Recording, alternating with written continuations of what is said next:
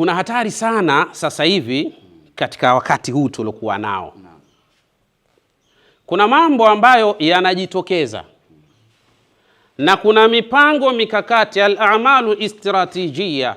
Kuna masala ya kimikakati kabisa ambayo imeandaliwa haya masala kwa ajili liisqati shuyukhi, kwa kuwaporomosha na kuwadondosha kabisa mashekhe. Huu ni mpango mkakati shekhe, umeandaliwa maalum kabisa kwa ajili ya kuwadondosha mashekhe. Na tusipokuwa makini, inawezekana watu wakawa na lawama nyingi sana kwa mashekhe bila kutazama kama kuna mipango fulani fulani inayotengenezwa. Mathalan, mimi binafsi kuna simu ambayo nilipokea takriban kama miezi miwili hivi iliyopita. Nilipokea simu kutoka kwa mwanamke ambaye aliwahi kuwa mke wangu. Na toka nimemwacha mpaka sasa ni miaka 6. Akanipigia simu ananiambia, shekhe, unajua kwamba uliponiacha mimi nilikuwa mjamzito wa miezi miwili, yani na ujauzito wa miezi miwili. Mwaka wa 6 huu ulikuwa na ujauzito wa miezi miwili. Sema naam. Na nilijifungua mtoto wa kike. Na sasa hivi ana takriban miaka 5. Unaona hatari hiyo? Kwa hiyo sasa nataka nikuletee mtoto wako muone. Alafu pili, lazima ujue, maana tayari mimi nishafanya jitihada kubwa sana, lakini hapa palipobakia na wewe sasa uendelee katika kumtunza huyu mtoto. Nasema subhanallah, hii mbona balaa tena hili? Haya yamekuaje tena? Miaka 6 ndio nakuja kufahamishwa hayo mambo leo. Sasa mimi nikawa sina wasiwasi kwa sababu najua haya mambo ni mambo ya uongo tu. Nikamwambia sawa, huyo mtoto wewe unaposema kwamba ni wa kwangu mimi na ana miaka 5 na wewe uliondoka kwangu ukiwa na ujauzito wa miezi miwili, taarifa hizo zinakuja leo. Hii inakuaje habari hizi? Naomba tuende vizuri hapa ndugu zangu, ili muone kabisa kama kuna mipango mkakati unaotengenezwa kwa lengo la kuwachafua na kuwaharibia mashekhe. Wallahi ni hatari sana. Usipotafakari vizuri, unaweza ukakurupuka, unamlaumu mtu, unamtukana mtu, unamkejeli mtu, unamshusha mtu, kumbe bila kujua kabisa kwamba kuna mipango imetengenezwa rasmi kabisa kwa hali hiyo, kwa ajili ya matendo kama haya. Basi mimi nikamwambia yule binti, bana, mimi ninavyojua tulishaachana, na ninavyojua wakati naachana na wewe haukuwa mjamzito. Kwa hiyo hayo mengine, kama una mtoto basi sio kwangu mimi, atakuwa ni wa hao watu wengine ambao walikuwa nao na kufanya nao maisha katika wakati wa sasa. Hiki kitu ninakwambia niko serious. Usipokuwa makini, najua mimi njia nitakayofanya, ambayo naamini kabisa hiyo njia nyote mtashangaa katika yale ambayo nitakayoyafanya. Nikasema subhanallah. Njia gani tena? Akasema wewe subiri tu, nitakuonyesha hiyo njia nitakavyoifanya. Haya, baada ya pale simu ikawa imekatwa na sikuzungumza naye tena. Angalia hili jambo. Baada ya hapo tunakuja kuona kuna mambo yamekurupuka. Kaanza kuelezwa Sheikh Nurdin Kishki ana kadha. Hatujakaa sawa, yamezuka haya yaliyopo hivi sasa. Ndio sasa akili inanijia, ala, kwa nini hivi? Na matukio ni yale yale yanayofanana. Mahayamhuna, kuna nini hapa? Ndugu zangu, ili nakwambieni kwa maana la kuwazindua, msikurupukie majambo ya watu mkahisi ya kwamba hawa watu wako sahihi. La, huu ni mpango mkakati, na ninakwambieni kuna hatari ya kuliona hili jambo pia kwa mtu mwingine. Wala sio siku nyingi. Tena mtu mkubwa kabisa tawekwa pale hadharani, bwana kadha.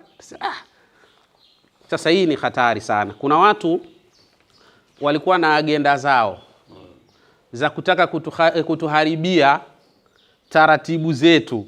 Kwa hiyo sasa wakaona zile taratibu zimeshindikana, tumtumie mwanamke. Na unajua ukimtumia mwanamke ni rahisi sana. Kwa hiyo wanatafuta wale wanawake ambao tumewahi kuwaoa tukawaacha, kwa sababu wale watakuwa na mengi sana wanayajua katika madhaifu yetu, ndio wanapitia kule. Sasa hii ni hatari sana. Hakuna mtu ambaye yeye amekamilika kwa 100%. Hakuna mtu wa namna hiyo. wewe ukiwa na mke atajua wapi una mapungufu na wapi umekamilika, kama jinsi ambavyo wewe ukiwa na mkeo unamjua wapi mapungufu yake yako wapi na wapi kuna ukamilifu wake. Basi ndio njia zinazotumika hivi sasa katika kuwachafua, kuwavuruga, kuwavulia adabu, kuwavunjia adabu, kuwavunjia heshima mashekhe. Ni njia hizo, mtaona mengi tu katika hali za namna hiyo. Tena bahati mbaya sasa siku hizi watu wanaweza kutengeneza video. Yani mtu anaweza akaitengeneza video ikawa, yani wewe ukaona kama ni kweli kabisa, kumbe katengeneza AI. Kumbe katengeneza. Sasa tuwe makini ndugu zangu katika masala haya, kuna hatari kubwa kabisa iko mbele yetu. Kwa hiyo mimi ninachoweza kusema kwa kumalizia katika jukwaa letu katika siku hii ya leo ni kwamba tutafakari kwa kina kabisa. Anasema ahqarun nasi, yani mtu wa hovyo kabisa ni yule ambaye anayejua kabisa ubora wako wewe ni nini, na anayejua kabisa wema wako wewe umemfanyia ni wema wa namna gani, lakini anapita katika mitandao au kwa watu akiukanusha na kuusema vibaya ule wema wako ambao wewe ulikuwa ukiufanya katika upande wake katika hali za namna hiyo. Huyu ni mtu wa hovyo sana.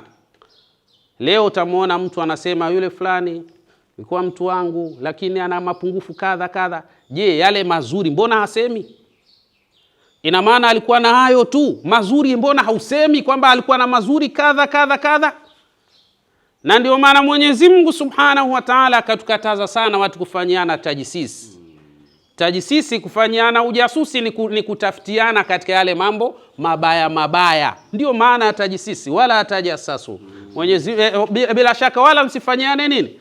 Ujasusi, msianze kutafitiana katika mambo mabaya mabaya. Kwa sababu haya mambo mabaya ukimtafiti mtu yoyote hakosi, yoyote yule hakosi. Lakini na mwisho wake mtakuja kuchukiana tu.